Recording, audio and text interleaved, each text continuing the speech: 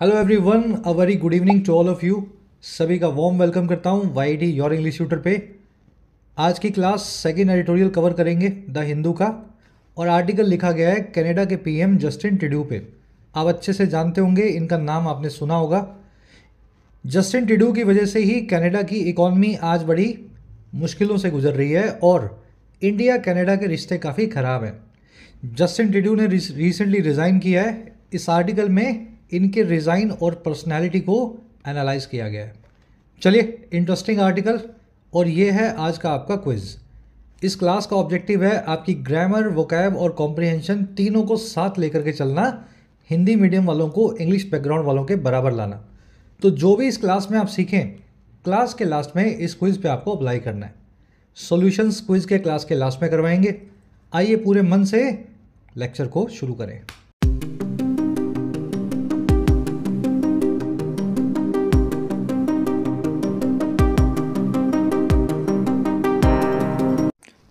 कह रहा है जी, वेवर्ड लिबरल। लिबरल तो आप जानते ही हैं, जिसको आज़ादी की, पर्सनल फ्रीडम की, रूढ़ियों को तोड़ने की ऐसी प्रवृत्ति का आदमी हो, वो होता है लिबरल। जो नई सोच का हो, प्रोग्रेसिव हो। और ये वे वर्ड क्या होता है? देखिए, वे वर्ड एक वर्ड है जिद्दी आदमी के लिए, और ऐसा जिद्दी जिसकी जिद उसको खुद ही ना समझ पा रहा हो। वो गलत काम कर रहा है लेकिन फिर भी नहीं देख पा रहा, गलत काम किए जा रहा है अपनी जिद में। कह रहे जी, ऐसे ही एक वे वर्ड लिबरल जस्टिन ट्रूडो कहलाए जाते हैं। अपने दिमाग से, अपने ख्यालों से काफ़ी खुले हैं, है ना, प्रोग्रेसिव हैं, लेकिन गलत दिशा में हैं और जिद के मारे अड़े हुए हैं, अपनी दिशा को, डायरेक्शन को सुधारते भी नहीं हैं। चलिए, वे वर्ड आगे आप आर्टिकल में देखेंगे। इसको टाइटल पैराग्राफ को देखते हैं क्या कहना चाह रहा है। कह रहा है, Justin Trudeau's exit comes at the end of a period of misguided politics. कह रहा है, जस्टिन ट्रूडो की जो एग्जिट है, एग्जिट का मतलब होता है रवानगी, कहीं से निकल जाना। कह रहा है जी, इनकी जो विदाई है कनाडा के पीएम की कुर्सी से, वो कम्स होती है, यानी आती है एंड पे, अंत पे, एक ऐसे पीरियड के जो है मिसगाइडेड पॉलिटिक्स का, ऐसी पॉलिटिक्स का, ऐसी राजनीति का जो मिसगाइडेड है, गलत तरीके से की गई है। तो काफ़ी लंबे वक्त तक, लगभग 10 साल कनाडा के पीएम रहे, लेकिन 10 साल के अंत तक हमें पता लगा कि इनकी पॉलिटिक्स में कुछ खामियां हैं, गलत तरीके से राजनीति करते हैं, और उस एरा को, पीरियड को ख़त्म कर दिया इन्होंने कुर्सी को छोड़ करके। चलिए, एग्जिट सब्जेक्ट है, नाउन है, सिंगुलर है, इसलिए वर्ब को भी सिंगुलर लेगा। कम्स, पीछे एस लगा हुआ है। चलिए, और कुछ देखने वाला है नहीं, जल्दी से आगे बढ़ेंगे। इस आर्टिकल की वोकैब पर नज़र डालते हैं। सारे वर्ड्स एक साथ देख लो मोटे मोटे, ताकि आप इसको स्मूथली पढ़ सको। क्लास अच्छी लगती है, ज़रूर से इसको एक लाइक और एक शेयर दें, ताकि इसी यूटिलिटी और जोश के साथ में इस क्लास को रोज़ लाया जा सके। अच्छा, सभी पीडीएफ्स और नोट्स के लिए वाईटी के टेलीग्राम चैनल को जरूर ज्वाइन करें। आपको टेलीग्राम में सर्च करना है, देखो @योर इंग्लिश ट्यूटर, जो सबसे ऊपर ग्रुप आएगा, 27,000 इसमें सब्सक्राइबर्स हैं, आप इसको ज्वाइन कर सकते हैं। साथ ही वाईटी ऐप को डाउनलोड कर सकते हैं अपने एग्जाम्स की स्ट्रक्चर्ड मैनर में तैयारी के लिए। इन यूट्यूब क्लासेस के साथ साथ अगर आपको राइटिंग भी सीखना हो, एसएससी, बैंकिंग, यूपीएससी के लिए तैयार करना हो अपने इंग्लिश के सेक्शन को, तो वाईटी ऐप है आपके लिए, आपकी अपनी ऐप है। कमेंट सेक्शन में लिंक दिया गया है। हमारा राइटिंग कोर्स है, फ्लैगशिप कोर्स, 50,000 से ज़्यादा लोग इसमें एनरोल्ड हैं। इस कोर्स में आपको 50 घंटों में या लगभग 60 घंटों में इंग्लिश में लिखना सिखाया जाता है किसी भी एग्ज़ाम के लिए। फ़ायदा ले सकते हैं इसको कूपन लगा करके। इसी तरीके से आपको मिलेगा यूपीएससी का कोर्स, जो कि राइटिंग कोर्स से और ज़्यादा एडवांस्ड है। हिंदी से इंग्लिश में आपको माइग्रेट किया जाता है इस कोर्स में, यूपीएससी के लिए या सिविल सर्विसेज के लिए। इसमें CSAT, answer writing, descriptive, everything is covered in the course. इसका भी फ़ायदा आप ले सकते हैं। एसएससी और बैंकिंग के भी प्रैक्टिस पैक्स आपको मिलेंगे, जिसमें एसएससी बैंक के सभी टाइप ऑफ क्वेश्चंस को आपको रेडी करवाया जाता है एग्जाम पैटर्न्स के हिसाब से। चलिए, ऐप का फ़ायदा लेने के लिए कमेंट सेक्शन में लिंक दिया गया है, और ये नंबर है टीम का, व्हाट्सएप पे आप जुड़ सकते हैं किसी भी कोर्स से रिलेटेड कोई भी क्वेरी आपके पास हो। ऑलराइट, वोकैब शीट है अपनी। चलो, पहला वर्ड है अपने पास रिकाल्सिट्रेंट। नया वर्ड आपके लिए, बहुत बार आ चुका है लेकिन कई दिनों बाद आया है। ये वर्ड बताता है एक ऐसा आदमी जो अथॉरिटी को, रूल्स को, नियमों को, डिसिप्लिन को मानने से मना कर दे। बागी तरह का आदमी नहीं होता, डिसओबीडियंट, उसको बोलते हैं रिकाल्सिट्रेंट। ध्यान रखें, ये बागी जो है नेगेटिव सेंस में है। एक तो वो आदमी होता है जो गलत रूल ना माने, है ना, ऐसी रूढ़ियों को तोड़ने की कोशिश करे, जो कि बहुत पुरानी हो चुकी हैं, उसके लिए अलग वर्ड है अपने पास आइकनोक्लास्ट, अगर आपको याद हो तो। ठीक है, आइकनोक्लास्ट तो अच्छा आदमी है, ये तो नए ख्याल का आदमी है, मतलब पुरानी चीज़ों को, खराब चीज़ों को छोड़ने वाला। ये रिकाल्सिट्रेंट बिना बात का जिद्दी है, बागी तरह का। चलिए, the university suspended some recalcitrant and unruly students. University ने कई जिद्दी, हठी और ढीठ बच्चों को, अनरूली स्टूडेंट्स को सस्पेंड कर दिया। अनरूली वो होता है जो एकदम हुड़दंगल मचाए, है ना, रूल का सम्मान ना करे, हर जगह जो है डिस्टर्बेंस को, न्यूसेंस को फैलाए। चलिए, रिकाल्सिट्रेंट के सारे सिनोनिम्स हैं भाई, रिफ्रैक्टरी, फ्रैक्शियस, वेवर्ड और ऑब्स्टिनेट। ये दोनों लास्ट वाले जरूर देख लेना, ऑब्स्टिनेट और wayward. You will see the word wayward in the article today. चलिए, अगला वर्ड है अपने पास, कहाँ गया, रिटोरिक। रिटोरिक होती है बड़ी बड़ी बातें जो बाद में अक्सर खाली निकले, एम्प्टी निकले। अक्सर जो नेता लोग, बड़े लोग करते हैं ना, स्टेज पे खड़े होकर के, talk that looks hi fi but turns out empty.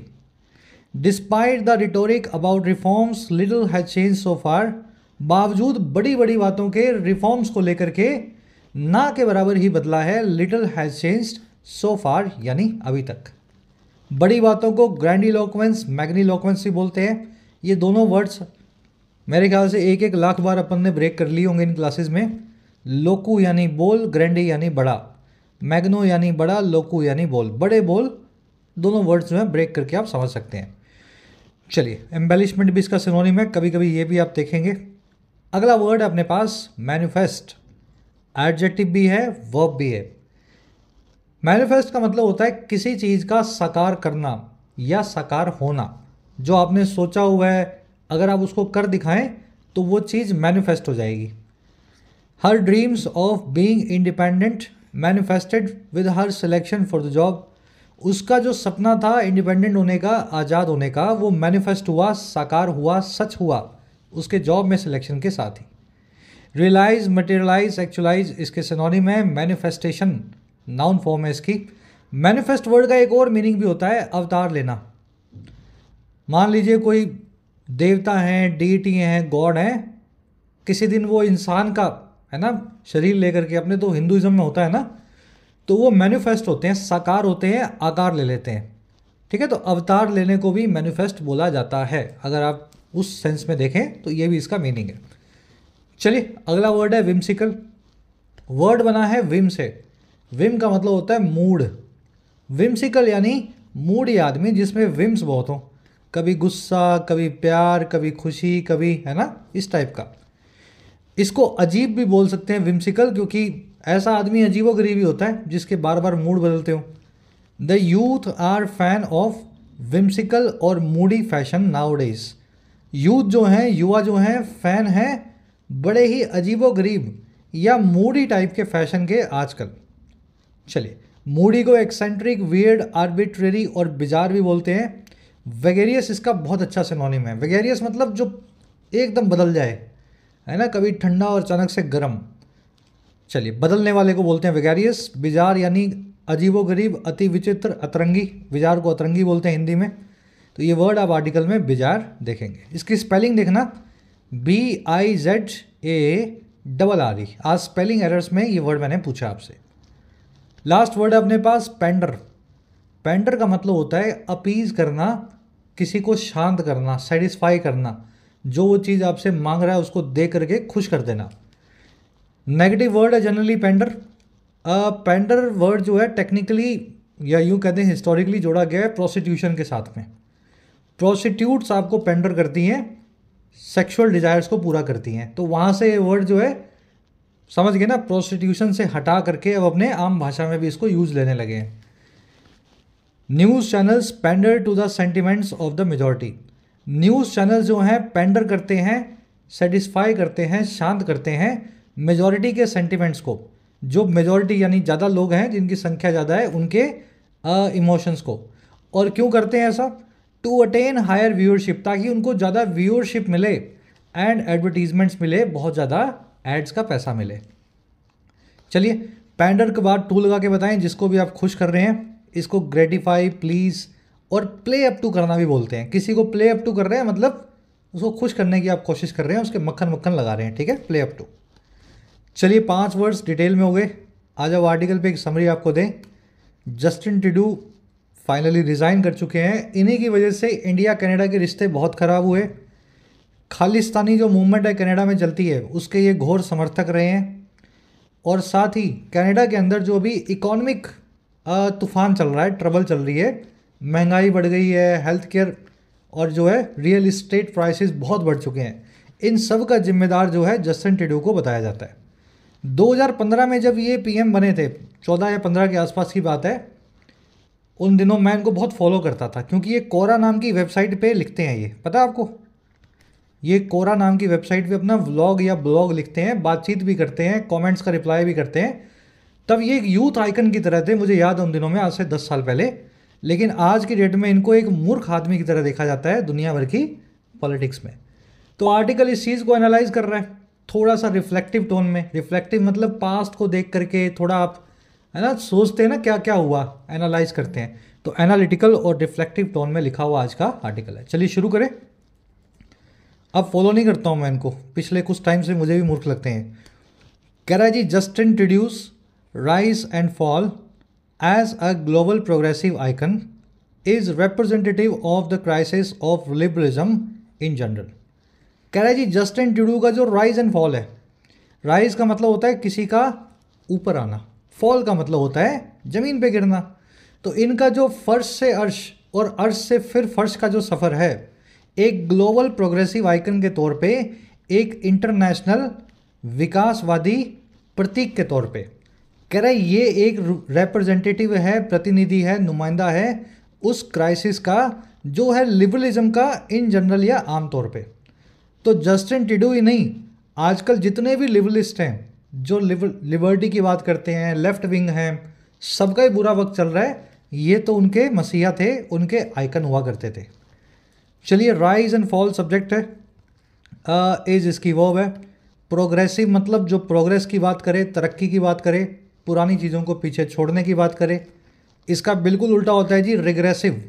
Regressive लिख देता हूँ यहाँ, ठीक है, जो पुरानी बातों की तरफ जाने की बात करे, है ना। और इसको रिग्रेसिव को रेट्रोग्रेड भी बोलते हैं। ये बहुत तंग सोच वाले लोग होते हैं, रेट्रोग्रेड और रिग्रेसिव। जैसे तालिबान नहीं है, बच्चियों को स्कूल नहीं जाना चाहिए, म्यूज़िक नहीं बजाना चाहिए, तो ये एक्सट्रीम रिग्रेसिव पना है या रेट्रोग्रेडेशन है। चलिए, कह रहा है जी after being in power as prime minister of Canada for a 9-year tenure over 3 terms, mister Trudeau announced his resignation on January 6। कह रहा है जी पावर में होने के बावजूद, पावर में होने के बाद, बीइंग इन पावर यानी पावर में होना, पीएम के तौर पे कनाडा के 9 ईयर के टेन्योर तक, 9 साल के कार्यकाल तक, टेन्योर समझते हैं टाइम पीरियड या कार्यकाल, और जो हुआ 3 टर्म्स के दौरान 3 बार ये चुनाव जीते। कह रहा है ऐसा करने के बाद ना ट्रूडो ने थक हार के अनाउंस कर दिया अपनी रेजिग्नेशन को, अपने त्यागपत्र को। और कब इस्तीफ़ा दिया इन्होंने? 6 जनवरी को, 2 दिन पहले। चलिए मिस्टर ट्रूडो की वो है अनाउंस। अनाउंस करना आप समझते हैं, बड़ा सिंपल सा वर्ड है। रेजिग्नेशन यानी इस्तीफ़ा, टेन्योर का मतलब होता है कार्यकाल या टाइम पीरियड। कह रहा है जी he had reigned as the central figure of Canadian politics in 2015, leading the Liberal Party to an impressive victory in the federal election. कह रहा है जी वो राइज कर चुके थे। राइज करना यानी ऊपर आना, फर्श से अर्श की तरफ, समझ गए ना, आसमान की तरफ। कह रहा है जी वो राइज किए थे एक सेंट्रल फिगर के तौर पे, एक फोकस में जो मसीहा होता है, फिगर होता है, आइकन होता है, उसके तौर पे, जो थे कनाडा की पॉलिटिक्स में 2015 में। और ये राइज किए थे लीड करते हुए लिबरल पार्टी को, इनकी पॉलिटिकल पार्टी को। और कहाँ पे? एक बहुत ही शानदार विक्ट्री तक, जो थी वहाँ के फेडरल इलेक्शन में, यानी केंद्र सरकार के चुनावों में। फेडरल वर्ड हमेशा संघ को यानी सेंटर को बताता है, ठीक है। वैसे तो संघ में सेंटर स्टेट्स दोनों ही आते हैं। तो इस तरीके से 2015 में ये एक हीरो बन के अपनी पार्टी के चुनावों को जीते थे। कह रहा है जी but that turn out to be the peak of his popularity. लेकिन मज़े की बात ये है वो 2015 का साल ही, दैट ये वक्त ही, दैट टर्न आउट हुआ या निकल करके आया सबसे ऊंचा मुकाम यानी पीक उनकी पॉपुलैरिटी की, उनकी लोकप्रियता की, उनकी मशहूर होने की। 2015 में जितने मशहूर थे उतने मशहूर आज तक नहीं है ये। जब आए थे तभी इनको सब लोग प्यार करते थे।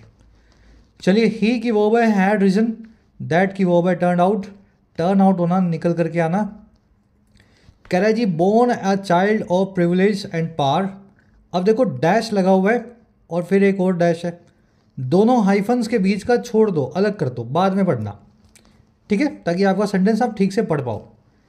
कह रहे जी born a child of privilege and power, Mr. Trudeau had rhetoric that was music to the ears of the global liberal elite।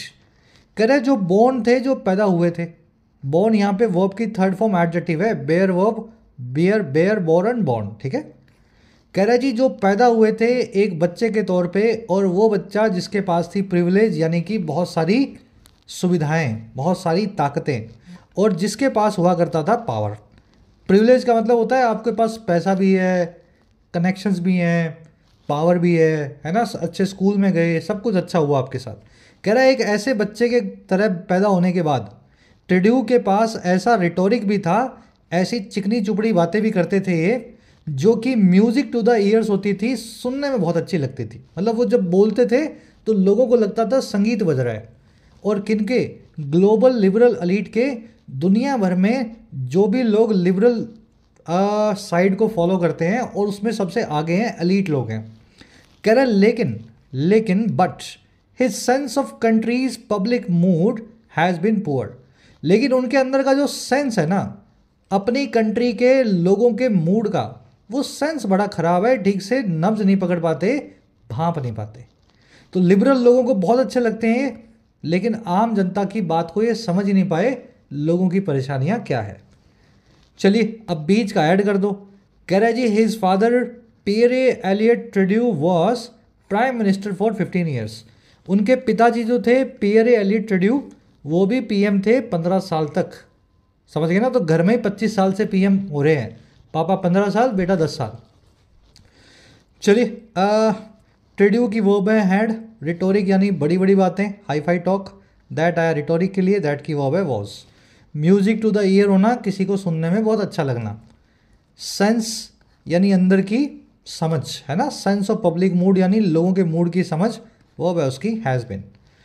Privilege आप देख चुके हैं, फादर इनकी वर्ब है वॉज।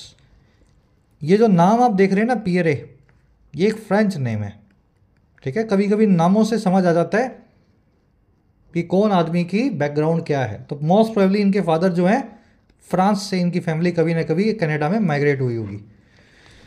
चलिए आगे बढ़ते हैं। कह रहा है जी as his unhinged liberalism translated into unchecked politics of the federal government, Canadian turn against him and the Liberal Party collapsed into a low point in its history. कह रहा है जी अब इनका सेंस इतना ख़राब था लोगों के पब्लिक मूड को लेकर के कि जैसे ही उनका अनहिंज्ड लिबरलिज्म जब ट्रांसलेट इनटू हो गया, लिबरलिज्म तो आप समझ ही गए, वामपंथीपना, और अनहिंज्ड का मतलब होता है जी अनाप शनाप, मतलब इतना वामपंथी हो जाना कि आपकी बात में से तुक और तर्क ही गायब हो जाए। अनहिंज्ड बोलते हैं सटके हुए को, अगर आम भाषा में समझें।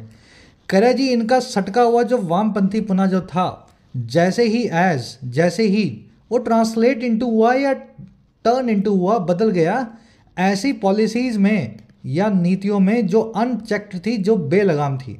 और ये नीतियां थी फेडरल गवर्नमेंट की, वहाँ की केंद्र सरकार की। कह रहे जी जैसे ही ये हादसा हुआ वैसे ही कैनेडियंस जो हैं टर्न अगेंस्ट हिम हो गए, इस आदमी के खिलाफ खड़े हो गए। टर्न अगेंस्ट होना, किसी के सामने खिलाफ जो है ना, खड़े होना। और जो लिबरल पार्टी थी इनकी पॉलिटिकल पार्टी, वो कोलैप्स कर गई, ढह गई एक बहुत ही लो पॉइंट में, बहुत ही नीचे आकर के अपनी हिस्ट्री के। कह रहे जी with its popularity now barely touching 15%। ये सारा काम हुआ इस पार्टी के पॉपुलैरिटी के बड़ी मुश्किल से अब टच करने के 15% लोगों को। तो 100 में से 15 कैनेडियंस बोलते हैं कि लिबरल पार्टी ठीक है, 85 का ये मानना है कि कोई और पार्टी हमारे लिए अच्छी है। इतना नीचे गिर चुकी है इनकी पार्टी, लिबरल पार्टी, हिस्ट्री के अंदर। समझ में आया? सेंटेंस थोड़ा मैंने हिंदी में, देसी में लैंग्वेज में ट्रांसलेट करने की कोशिश की। अनहिंस्ड मतलब हिला हुआ, सटका हुआ, अनस्टेबल। लिबरलिज्म आप समझते हैं, वर्ब है ट्रांसलेट इनटू होना, किसी चीज़ का दूसरी में बदल जाना। कैनेडियंस की वर्ब है टर्न अगेंस्ट होना, किसी के खिलाफ खड़े होना। लिबरल पार्टी की वर्ब है कोलैप्स्ड, जब आप कोलैप्स करते हैं तो आप ढह जाते हैं। चलो और आगे बढ़ें। कह रहा है जी his physical policy riled conservatives and moderates and the generous immigration policy that he approved created a spurt in the population, straining housing, healthcare, employment opportunities and wages। कह रहा है जी इनकी जो फिजिकल पॉलिसी थी, फाइनेंशियल मैनेजमेंट थी अपनी country को लेकर के, इसने कर दिया राइल। राइल का मतलब होता है किसी को गुस्सा कर देना इतना कि वो हाथ में पत्थर उठा ले। सच बता रहा हूँ मैं, राइल वर्ड ऐसे ही बना है। लाठी उठा करके आप घर आ जाए आपको पीटने, आपने इतना किसी को डिस्टर्ब कर दिया, चिढ़ा दिया। तो इनकी फिजिकल पॉलिसी ने भी चिढ़ा दिया। किसको चिढ़ाया? कंजर्वेटिव्स को और मॉडरेट्स को। भाई ये तो लिबरल हैं, वामपंथी हैं। कंजर्वेटिव्स होते हैं राइट विंग वाले, है ना, और मॉडरेट्स होते हैं जो सेंट्रिस्ट हो, बीच में हो। तो इनकी फिजिकल पॉलिसी इस तरह की थी कि दोनों जो हैं बहुत गुस्से में आ गए। और जो इन्होंने बहुत जेनरस, खुले दिल वाला, जेनरस मतलब एकदम आ जाओ सब आ जाओ, इस टाइप का जो इमिग्रेशन पॉलिसी था इनका, जिसको इन्होंने अप्रूव भी किया, उसने क्रिएट कर दिया एक स्पर्ट को, अचानक से आने वाले उछाल को इन सभी चीज़ों में। एक तो वहाँ की आबादी में, वहाँ के स्ट्रेन होते हुए, बोझ तले हुए हाउसिंग सेक्टर में, हेल्थ केयर पे, एम्प्लॉयमेंट अपॉर्चुनिटीज़, रोज़गार के अवसरों पे, और वेजेस पे।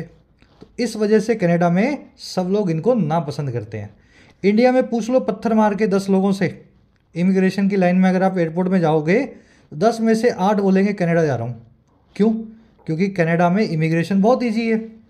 तो इस वजह से इनकी जो पॉलिसी थी ना इमिग्रेशन की, सारे इंडियन, सारे पंजाबी, सारे गुजराती इत्थे आ जाओ, उस वजह से कनाडा में इनको मतलब इनसे बड़ा गुस्सा है लोगों को कि क्यों बुला लिया आपने इनको। चलिए, इमिग्रेशन पॉलिसी की वर्ब है क्रिएटेड, इट क्रिएटेड, ठीक है, क्रिएट किया इसने। और क्या क्रिएट किया भाई? एक स्पर्ट को। स्पर्ट का मतलब होता है अचानक से आने वाला उछाल किसी भी चीज़ में, है ना, इंक्रीज। फिजिकल पॉलिसी की वर्ब है राइल। राइल मैंने आपको अच्छे से समझा दिया।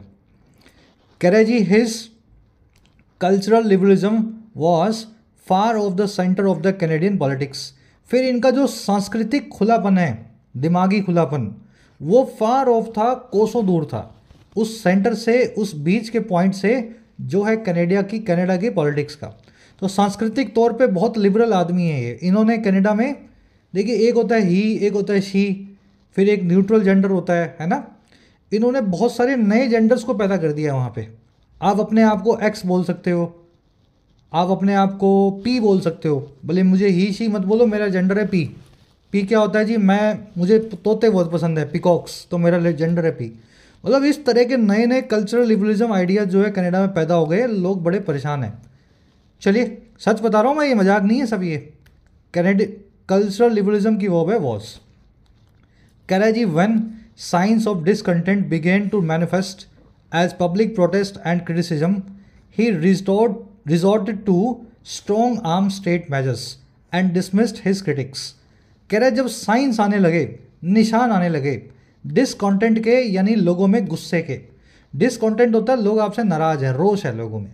जब ये साइन जो हैं शुरू हो गए मैनिफेस्ट होना, साकार होना, सबके सामने आना रियल होकर के, तो फिर कैसे आए ये आए जी पब्लिक प्रोटेस्ट और क्रिटिसिज्म के तौर पे, लोगों के विरोध और आलोचना के रूप में। तब इस आदमी ने क्या किया? इसने मारा पैतरा।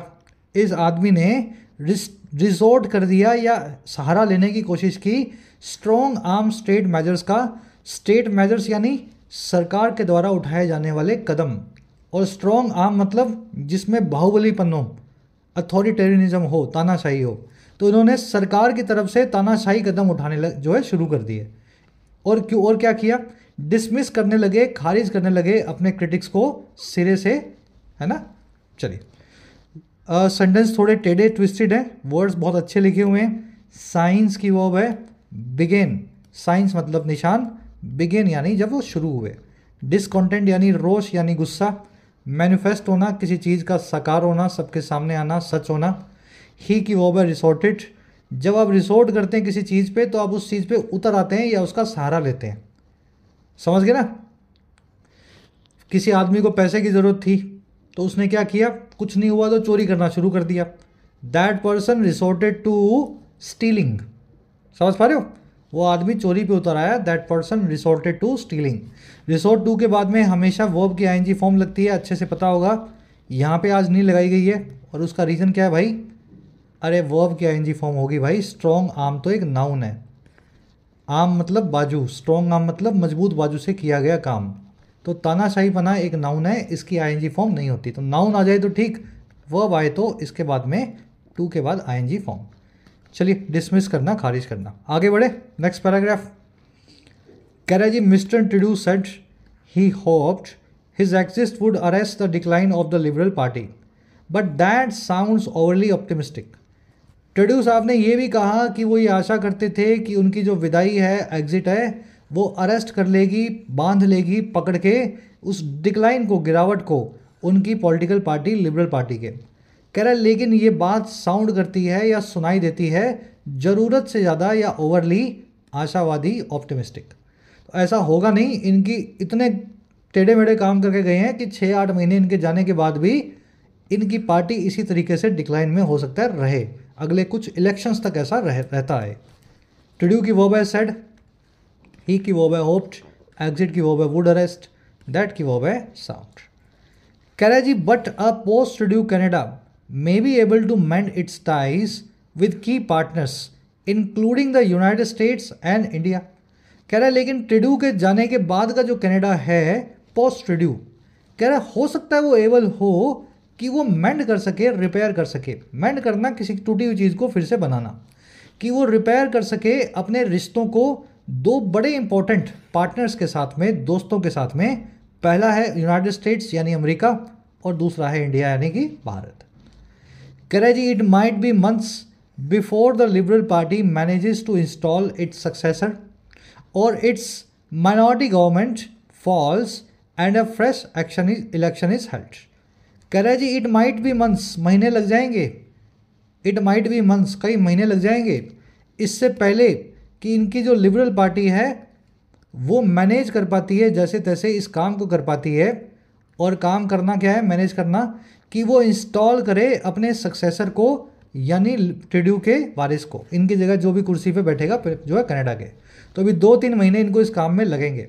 या फिर इनकी जो माइनॉरिटी गवर्नमेंट है, माइनॉरिटी गवर्नमेंट मतलब ऐसी सरकार जो अकेली पड़ गई है, बाहर से आउटसाइड इनसाइड सारा सपोर्ट चला गया है, या फिर इनकी सरकार गिर जाती है और एक नया चुनाव करवाया जाता है। तो 2-3 महीने इस दोनों काम में से एक काम को होने में लगेंगे।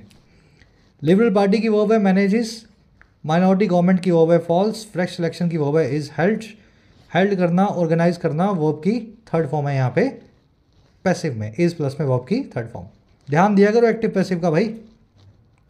कह रहा है the Conservative Party led by Pierre Poilievre is on an upswing and appears headed for a landslide victory. कह रहा है जो कंजर्वेटिव पार्टी है, टिड्यू की जो अपोजिशन वाली पार्टी है और जिनकी अगुवाई में है पियरे पोलिवेयर, ये इनके पापा का नाम ही तो था शायद, देखना तो मुझे नहीं, ये पियरे एलियट थे ना ये तो। कह रहा है जी, जो कंजर्वेटिव पार्टी है जिसकी अगुवाई में है पियरे पोलिवेयर नाम के आदमी, वो एक अप स्विंग में है। स्विंग का मतलब होता है एकदम झूला, लहर झूला जैसे लहर की तरह आता है ना, अप स्विंग मतलब ऊपर की तरफ। तो इनकी विरोधी पार्टी एकदम ऊपर की तरफ स्विंग कर रही है, लोगों की नज़र में ऊपर आ रही है और अपीयर होती है, दिखाई देती है कि वो हेडेड है, इस दिशा में अग्रसर है, इस डायरेक्शन में जा रही है, जो है एक लैंडस्लाइड विक्ट्री की, धरती को हिला देने वाली, ज़मीन हिला देने वाली जीत की। लैंडस्लाइड मतलब बहुत बड़ी विक्ट्री। कह रहा है जी, whenever elections are held, जब भी इलेक्शन करवाए जाते हैं। और कह रहा है ये काम कब नहीं होगा, कह रहा है जी अनलेस, अगर ऐसा ना हो, unless there is yet another turn around in public moods, कि वहाँ पे फिर एक पलटी आ जाए, टर्न अराउंड आ जाए, यू टर्न आ जाए लोगों के मूड में। तो अगर लोगों का मूड ना बदले तो आज के हिसाब से देखा जाए तो कंजर्वेटिव पार्टी जो है, इनकी विरोधी पार्टी, वो इलेक्शन जीतेगी और भारी बहुमत के साथ जीतने वाली है। समझ गए? कंजर्वेटिव पार्टी की वो है इज़, अप स्विंग में होना, किसी चीज़ का एकदम ऊपर की तरफ उठते हुए होना। दूसरी वर्ब है इसकी appears, when it appears headed, दिखाई देता है कि इस दिशा में जाएगी। लैंडस्लाइड विक्ट्री, बहुत बड़ी जीत। इलेक्शंस की वर्ब है आर हेल्ड। टर्न अराउंड यानी रिवर्सल, यू टर्न यानी पलटी, इसकी वर्ब है इस। चलो लंबे सेंटेंस है, मल्टीपल सब्जेक्ट्स मल्टीपल वर्ब्स, लेकिन आप वाईटी पे हो ना, हर चीज़ ब्रेक करके पढ़ेंगे। कह रहा है mister Trudeau's successor may help rescue Canada India ties. Trudeau के जो सक्सेसर हैं, जो इनके वारिस हैं, हो सकता है वो हेल्प करें रेस्क्यू करने में, बचाने में भारत और कनाडा के रिश्तों को। Mister Trudeau's compulsions to pander to Sikh extremist in Canada led to bizarre situations during his tenure. इनका जो कंपल्शन था, जो बेचारे की मजबूरी थी पेंडर करने की, सेटिस्फाई करने की, खुश करने की सिख आतंकवादियों को या एक्सट्रीमिस्ट को, कनाडा के अंदर खालिस्तानियों की बात कर रहा है। कह रहा है इनकी इस मजबूरी जो ना, ये मजबूरी लेड टू कर गई, इनको ले गई। और कहाँ ले गई भाई? बहुत ही बिजार, बहुत ही अतरंगी या अजीबोगरीब सिचुएशंस तक इनके टेन्योर के दौरान, कार्यकाल के ड्यूरिंग। कैसे ले गई? पेंडर देख लेना, सेटिस्फाई करना, किसी को अपीज करना, टू लगा के बताया जाता है जब भी आप किसी को खुश करते हैं, पेंडर करते हैं। बिजार यानी अजीबोगरीब, विम्सिकल, एक्सेंट्रिक, सारे वर्ड्स इसके सिनोनिम करवाए थे। बिजार की स्पेलिंग जरूर देखना, ZARRE लगा हुआ है, थोड़ी अजीब सी स्पेलिंग है ना। कह रहा है by escalating tensions with India on suspicion of Indian agents being involved in a murder of a Khalistani activist in Canada, mister Trudeau showed poor statesmanship and diplomacy. कह रहा है जी एस्केलेट करके, बढ़ा करके भारत के साथ टेंशंस, इस सस्पिशन पे या इस शक पे जो है भारतीय एजेंट्स का या भारत सरकार के लोगों का इन्वॉल्व होने का, एक खालिस्तानी एक्टिविस्ट के एक मर्डर में, पन्नू के एक मर्डर में कनाडा के अंदर। क्या नाम था उसका? पन्नू ही था ना। कह रहा है जी इस टेंशन को, इस सस्पिशन पे बढ़ा करके कि हमने ही कनाडा में एक खालिस्तानी को मरवाया। कह रहा है ऐसा करके ना ट्रेड्यू ने शो किया या दिखाया बहुत ही खराब स्टेटमैनशिप को, बहुत ही खराब राजनीति को और डिप्लोमेसी को, कूटनीति को। ठीक है, ट्रेड्यू की वर्ब है शॉर्ट। स्टेट्समैनशिप क्या होती है? जब आप एक स्टेट्समैन, एक राज्य के मैन यानी सबसे बड़े राजा बन के कुछ काम करते हैं। तो राजा किस तरह बात करता है? राजा कोई किसी को गाली देता है? राजा किसी पे उंगली उठाता है? नहीं ना। तो राजा की तरह इन्होंने जो स्टेटमैनशिप दिखानी थी भारत को, वो ठीक से दिखा नहीं पाए। कह रहा है जी in being publicly judgmental and dismissive of Donald Trump in the run up to the elections in the United States, mister Trudeau acted unwisely. कह रहा है फिर दो गलतियां और कर दी। पब्लिकली जजमेंटल होने में, जजमेंटल होना यानी किसी चीज़ पे जज बन जाना, मेरे हिसाब से तो यही होगा, है ना, ऐसे जजमेंटल जब आप हो जाते हैं। कह रहा है जी खुलेआम पब्लिक में अपना फैसला सुनाने के और डिसमिसिव होने के या फिर खारिज करने वाला होने के डोनाल्ड ट्रंप को उनके रनअप में, उनकी दौड़ में जो थी इलेक्शंस को लेकर के यूनाइटेड स्टेट्स के। कह रहे ये दोनों गलत काम करके ना ट्रेड्यू ने एक्ट किया, इन्होंने हरकत की बहुत ही मूर्खता की, अनवाइज मैनर में। चलिए, he was ushered in with wide fanfare in 2015 but nobody seems to cry over his exit। ये एक लाइन इनके पूरे करियर को बताएगी। कह रहा है जी इनको अशर इन किया गया, इंट्रोड्यूस किया गया, लाया गया बहुत बड़े फैन फेयर के साथ में, लोगों में लोकप्रियता के साथ में, है ना, पॉपुलैरिटी के साथ में 2015 में। कह रहा है लेकिन आज कोई भी दिखाई नहीं देता रोता हुआ, परेशान होता हुआ इनकी विदाई पे, इनकी एग्जिट पे। सब बोलते हैं जी गया तो चंगा, है ना, इस तरीके से। चलिए, अशर इन करना, किसी को लाना, इंट्रोड्यूस करना, बड़ी कॉमन सी फ्रेजल वर्ब है। ही की वर्ब है वॉज अशर्ड इन, नोबडी की वर्ब है सीम्स। नोबडी को जनरली सिंगुलर वर्ब दी जाती है। नोबडी मतलब एक भी आदमी नहीं, तो एक से भी कम है तो एक को सिंगुलर देते हो, तो एक से कम को क्या दोगे? सिंगुलर ही दोगे। नोबडी को इसलिए सिंगुलर वर्ब दे देनी चाहिए। चलिए रैप अप करें क्लास को आज की। थोड़ा मुश्किल लगा मुझे पढ़ाने में, मुझे पता नहीं कितना लंबा हो गया, होपफुली 40 मिनट से कम में हो गई होगी क्लास अपनी। फर्स्ट अपना देख लो पैरा जंबल वाला सेट, ये फर्स्ट सेकंड थर्ड ही सबसे बड़ा जो है आपका टेस्ट है। आराम से वीडियो को पॉज करो, इस पैरा जंबल सेट को बनाने की कोशिश करो और फिर मैं आपको करवाता हूँ, मैच कर लेना।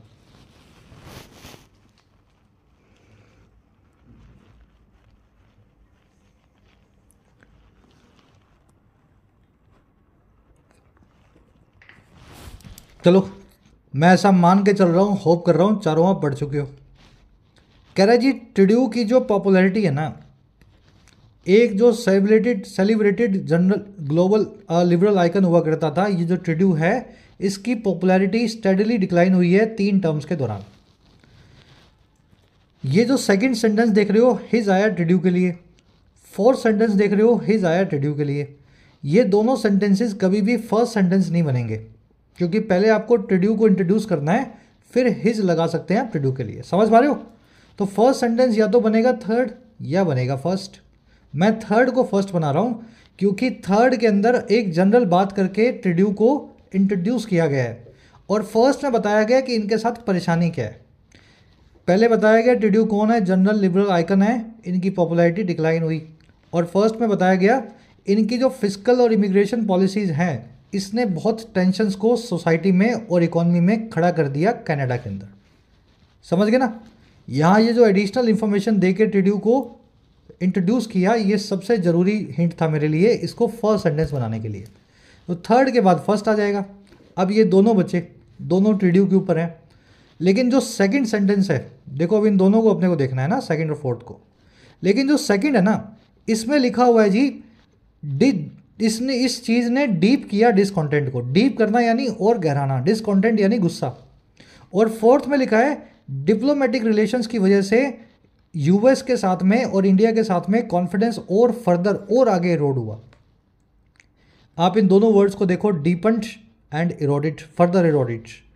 ये जो सेकंड सेंटेंस है ये बिल्कुल फर्स्ट के बाद में आएगा, क्योंकि पहले स्ट्रेन्स बताए गए यानी टेंशन्स बताई गई कनाडा में, और फिर बताया कि ये टेंशन्स और गहरी हो गई, और लास्ट में ये फर्दर वर्ड लगा के बताया जी इससे भी आगे इनके डिप्लोमेटिक जो मिस हैंडलिंग थी उसकी वजह से कॉन्फिडेंस भी इरोड हो गया। ये फर्दर वर्ड मुझे बता रहा है कि मैं सबसे लास्ट में लाऊंगा इस सेंटेंस को। समझ पाए? थोड़ा सा कॉम्प्लिकेटेड है, लेकिन ऐसे ही चलना चाहिए दिमाग आपका। नहीं चल रहा तो सही डायरेक्शन में नहीं हो। मेंस का क्वेश्चन ऐसा ही आता है, इससे भी अच्छे लेवल के आ जाएंगे। नंबर 3 में बताया ट्रूड्यू कौन है, 1 में बताया क्यों परेशान है, 2 में बताया जी परेशानी बढ़ती जा रही है, और 4 में बताया जी अब तो और ज़्यादा बढ़ गई। ठीक है, तो 3, 1, 2 एंड 4। चलो आओ नेक्स्ट पे। सेंट्रल थीम क्या है इस पैसेज की? अगर इस पैसेज को एक सेंटेंस में बताना हो तो कौन सा वो सेंटेंस होगा? पढ़ो आराम से चारों सेंटेंसेस। देखो ये बता रहा हूँ मैं आंसर, पहले खुद से ट्राई दे लेना वीडियो को पॉज करके। ये आर्टिकल लिखा गया ना कनाडा के बारे में, ना इंडिया के बारे में, ना खालिस्तान, ना ये लिखा गया ट्रूड्यू के बारे में। 2015 में आए थे तो वो कैसे थे और आज वो कैसे रवाना हो रहे हैं। तो एक कॉन्ट्राडिक्शन दिखा इनके करियर के अंदर, जब आए थे तब कुछ और, जाते हुए कुछ और, लिबरल आइकन के तौर पे। चलिए सेंट्रल थीम है ये बी। कह रहा है जी क्या की रीजंस हैं ट्रूड्यू के डिक्लाइन के पॉपुलैरिटी में इस पैसेज के हिसाब से? कौन सा ऐसा पाप कर दिया इन्होंने जिसकी वजह से सबसे ज़्यादा इनको पत्थर पड़े, है ना? कनाडा के लोग इनसे दुखी हैं। भाई साहब ये लिबरलिज्म में इतना ज़्यादा डूब गए कि इनके कल्चरल लिबरलिज्म से कनाडा की पॉलिटिकल जो सेंट्रिज्म है उससे डिस्कनेक्ट हो गए। समझ गए ना? Immigration, over Reliance, economic challenge कुछ नहीं है ऐसा। इंडिया में यूनाइटेड स्टेट्स तो बाद की बात है।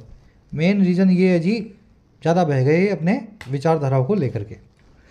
चलिए अब बीच के क्वेश्चंस अगेन खुद सॉल्व करने हैं। करेक्ट स्पेलिंग पूछिए बिजार की, play up to phrasal verb आपसे पूछी है, रेट्रोग्रेड का सिनोनिम पूछा है, सॉरी एंटोनिम, उल्टा करवाया था ना ये वर्ड, और पेंडर वर्ड का मीनिंग आपसे पूछा है। 2 एरर्स मिलेंगी लास्ट में। पहली वर्ड एरर आपको मिल सकती है इस वर्ड की वजह से, और दूसरी आपको ज़रूर मिलनी चाहिए इस वर्ड के आसपास। आराम से ढूंढना, कमेंट्स में डालना। 4 से लेकर के 9 तक यानी कि 6 क्वेश्चंस के आंसर फर्स्ट कमेंट में आपको मिलेंगे। वीडियो के नीचे चेक कर लेना, आउट ऑफ 9 कितने मार्क्स मिले ज़रूर से बताना। क्लास कैसी लगी आज की? पूरी देखने वाले बच्चे पीडी लिखें सर पूरा देखा, और क्लास इंटरेस्टिंग लगे तो पीडीआई लिखना सर पूरा भी देखा और इंटरेस्टिंग भी लगा। कुछ नया प्लान कर रहे हैं आप बच्चों के लिए, है ना? कुछ नई सीरीज़, नए तरह के कंटेंट को जल्दी ही आप सरप्राइजेस देखेंगे इस वीक के अंदर। चलिए अंटिल देन साइनिंग आउट। और हाँ, ऐप को ज़रूर डाउनलोड कर लें।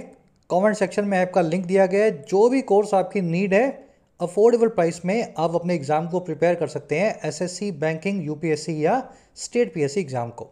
ये टीम का नंबर है, इस पर व्हाट्सएप करके आप टीम से बात भी कर सकते हैं अगर आपकी कुछ क्वेरीज हो।